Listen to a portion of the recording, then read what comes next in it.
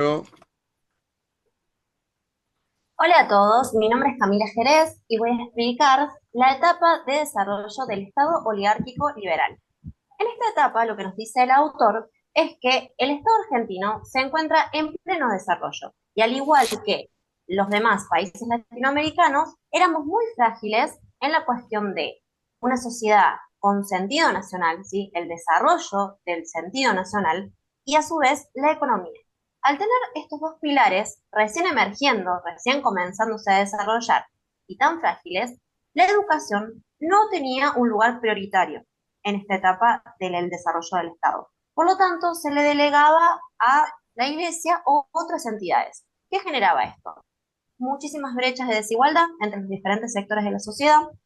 Había muy poco, o sea, escaso el acceso a la educación y quienes tenían a su vez este acceso a la educación también era desigual la calidad educativa que recibían. En desarrollo con esto, lo que empieza a emerger es el Estado benefactor. ¿Qué hace el Estado benefactor? Deja de ver la educación como un gasto público, que era como lo veía antes el Estado, y empieza a verla como una inversión. ¿Por qué la empieza a ver como una inversión? Porque comenzamos a solicitar mano de obra. Al estar desarrollándose y ampliándose las industrias, comenzamos a tener una fuerte demanda de mano de obra. Entonces, ¿qué dice el Estado? Tenemos que formar trabajadores. Esto también hace un cambio en el pensamiento de que teníamos antes de formar ciudadanos, ahora empezamos a formar para el trabajo, lo que luego también se termina transformando en formar recursos humanos, ¿sí? Entonces, ¿qué pasa? Se amplía la brecha en los sectores de la sociedad y empiezan a recibir educación sectores más bajos como los sectores rurales, los inmigrantes o los de bajos recursos, y logramos esto de ampliar el acceso a la educación. Obviamente continuamos teniendo desigualdad, obviamente hay conflictos que no logramos solucionar, pero por ejemplo la clase obrera y trabajadora tiene más participación y se logra esto de que más sectores de la sociedad reciban educación, aunque sea con este objetivo de formar mano de obra que tanto se nos está demandando. Continúa mi compañera Yamilia. Hola, bueno, yo voy a hablar de las dos etapas que siguen, de las cuales habla Daniel Filmus.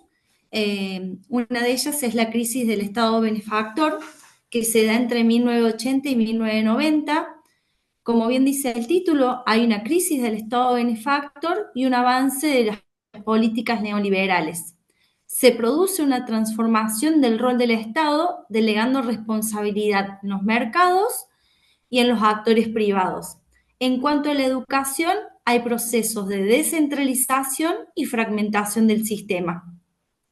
La función asignada a la educación se reconfigura, se prioriza la eficacia, la productividad y la adaptación al mundo laboral competitivo. Desde el Estado se enfocaron en las siguientes funciones con respecto a la educación. Educar para la liberación, que apuntan a una educación como derecho social, educar para el orden, teniendo como objetivo la disciplina, y educar para la democracia, donde fomenta valores democráticos. El otro estado que sigue es el estado postsocial, que surge a partir del siglo XXI en un contexto global atravesado por una sociedad del conocimiento y la posmodernidad. La educación se enfrenta a nuevas demandas vinculadas al acceso a la información y a las tecnologías digitales. La educación debe formar a ciudadanos activos, críticos y capaces de convivir en la diversidad. Sigue mi compañera Mavilia. Hola, yo voy a hablar de la ley 188/18. La ley 188/18 del Ministerio de Educación de la provincia regula aspectos fundamentales de la educación secundaria obligatoria. Establece derechos, deberes y responsabilidades tanto de los estudiantes como de las instituciones educativas. Esta ley enmarca dentro del sistema educativo argentino y se articula con normativas nacionales como la Ley Nacional número 26.206 y la Ley de Educación Provincial número 9.870, promoviendo una educación integral, inclusiva y de calidad. Entre los puntos centrales de la Ley 188/18 se destacan la obligatoriedad y gratuidad de la educación secundaria, la promoción de la permanencia de los estudiantes en el sistema, evitando el abandono escolar, el fortalecimiento de prácticas pedagógicas que consideren la diversidad y el contexto social de los alumnos, el fomento de la participación democrática dentro de la vida escolar, la definición del estudiante como sujeto de derecho y protagonista de su propio proceso educativo. La responsabilidad del Estado en garantizar los recursos necesarios para la educación equitativa. La Ley 188/18 fortalece el enfoque de una secundaria centrada en el estudiante, promoviendo su ingreso, su permanencia y su egreso con sentido crítico, preparación para el mundo del trabajo y continuidad de los estudios superiores. Sigue mi compañera Milagros.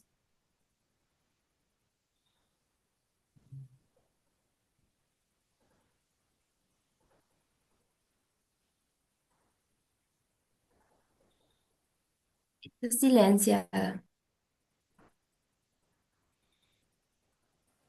Ahí está.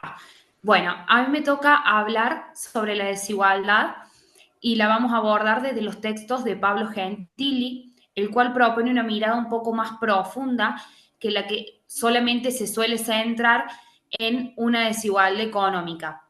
El autor hace una crítica a esto, plantea que no alcanza con que todos los estudiantes estén presentes en el aula para ser verdaderamente incluidos. Es decir, que además estos estudiantes, para tener una verdadera inclusión, deben ser reconocidos, escuchados y valorados. Muchos estudiantes provenientes de los sectores populares asisten a las escuelas, pero no son tenidos en cuenta en su forma de ver el mundo ni en sus saberes. Esa falta de reconocimiento también es una forma de desigualdad. No se trata solo de una falta de recursos materiales, sino también de una exclusión simbólica, cuando solo se valoran los conocimientos académicos y se ignoran aquellos saberes que pueden venir de las propias experiencias vividas en diferentes contextos que tienen los alumnos. Gentili llama a estos saberes excluidos y dice que también existen los hambres del saber, una necesidad profunda de aprender, de creer, de tener una vida digna. Para él, la educación debe ser una herramienta para transformar la realidad y no para reforzar aquellas diferencias.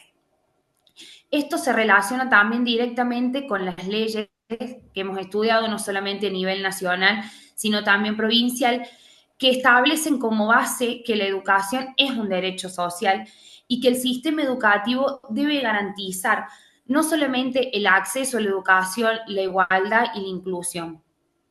No se trata solamente de enseñar los contenidos de la currícula, sino que de valorar las experiencias de vida de los estudiantes y asegurar de que puedan aprender en condiciones dignas. A continuación sigue mi compañera Mónica.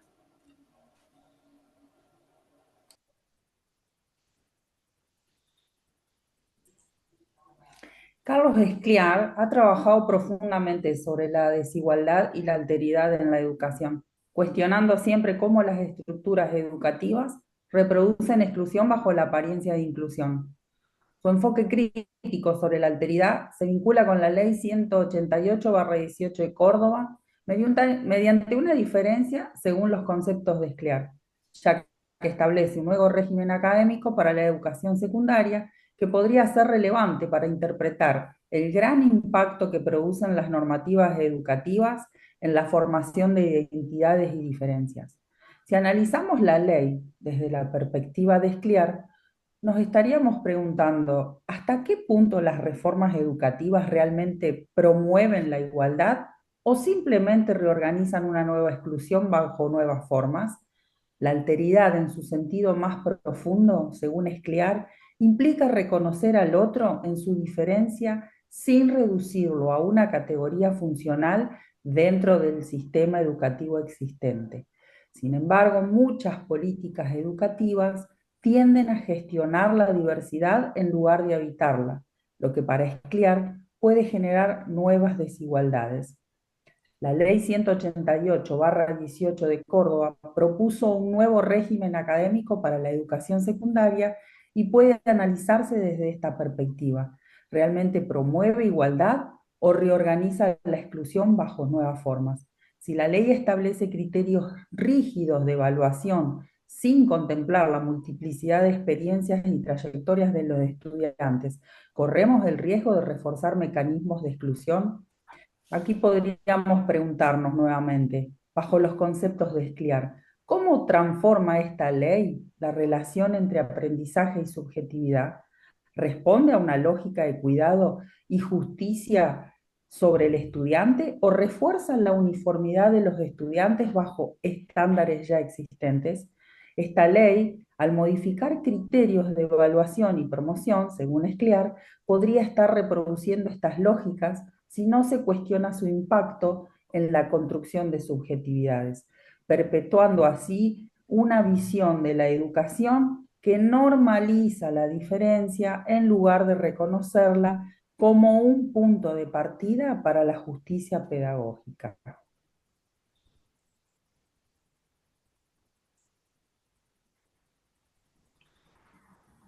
Bueno, uno de los puntos importantes en el sistema educativo, donde se hace mención en un artículo de Arante Nicolás, es el tema de la democracia.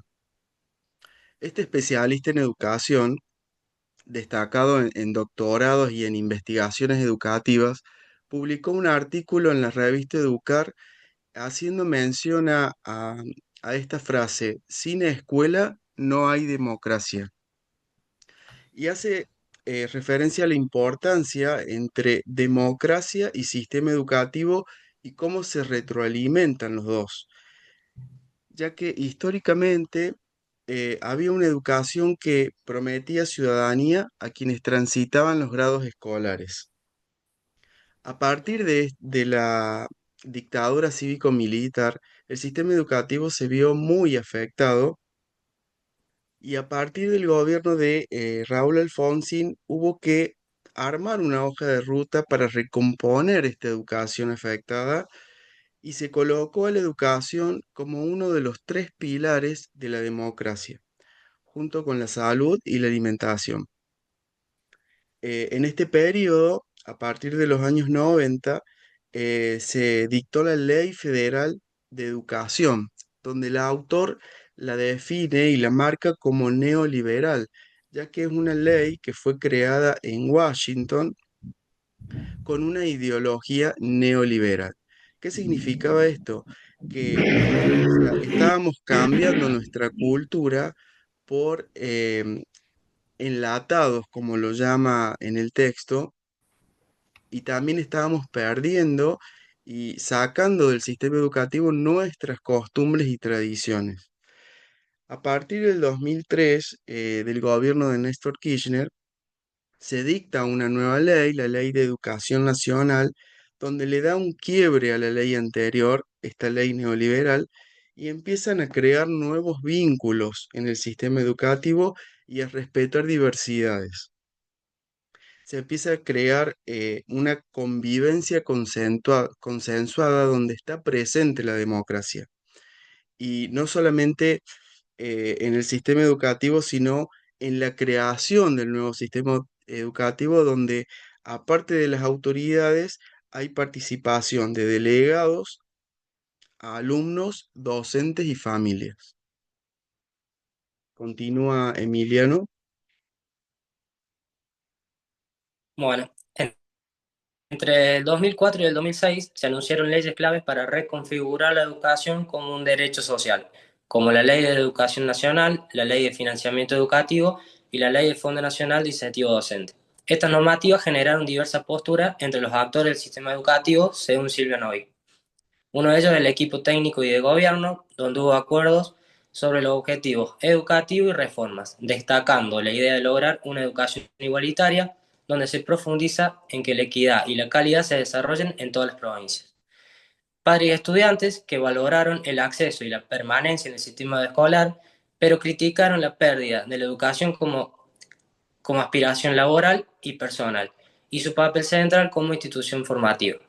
Y los docentes y los gremios que enfrentaron conflictos políticos por incumplimiento de acuerdos y normas establecidas, apoyaron el reconocimiento del rol docente, especialmente respecto a la financiación y a la capacitación continua, y los sindicatos defendieron los derechos laborales y la educación pública de calidad.